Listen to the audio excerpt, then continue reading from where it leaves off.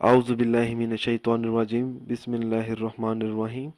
السلام علیکم ناظرین حضرات، آپ دیکھ رہے ہیں زویا لائف ہیلتھ کیئر۔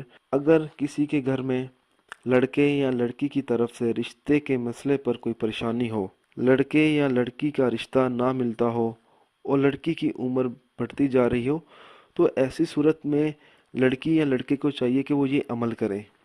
اس عمل کی اجازت عام ہے۔ یہ جو عمل ہے سورۃ کوثر کی مدد سے مشکلات کا حل ہے۔